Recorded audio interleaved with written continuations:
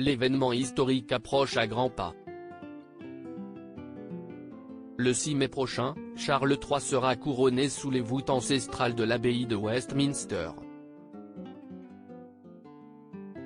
À l'heure où certains coulent une retraite paisible, Charles III, 74 ans, débute le rôle de sa vie.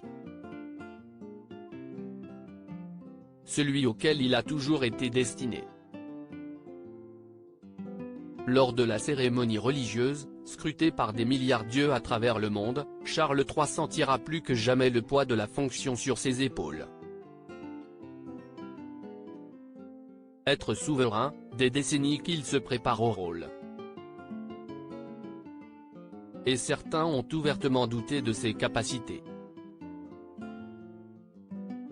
Si Élisabeth II et le prince Philippe le trouvaient un brin trop fragile, trop sentimental, la charge la plus accablante est venue de sa première épouse, Lady Diana.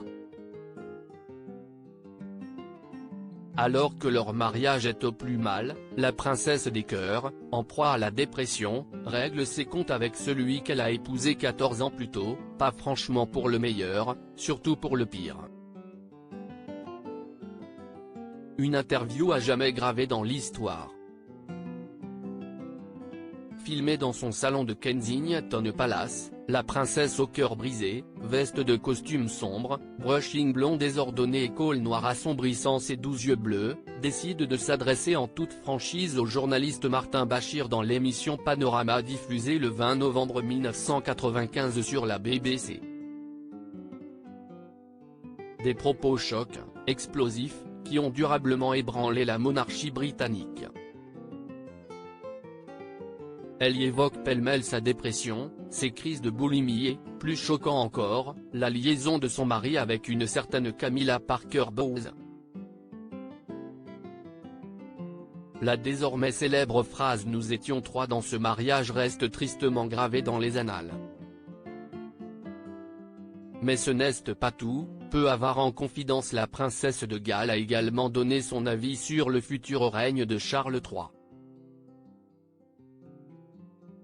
Et là encore, les révélations ont l'effet d'une bombe.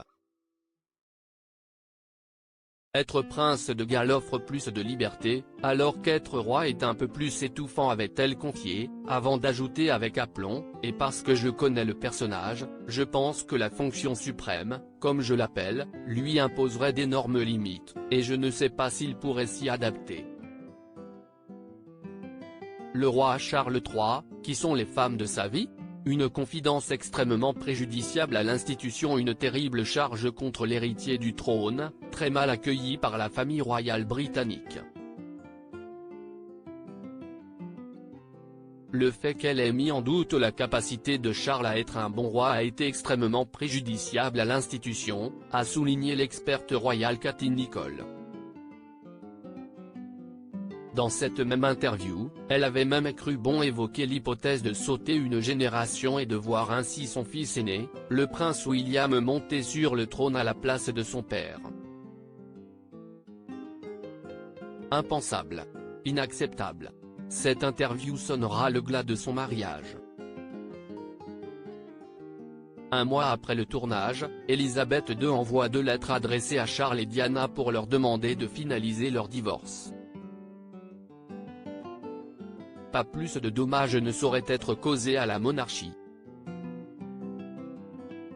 La reine se doit coûte que coûte de préserver l'institution. L'interview avait également douloureusement heurté le prince William. Jeune spectateur démuni face à ce grand déballage médiatique, et le mariage de ses parents réduit en miettes.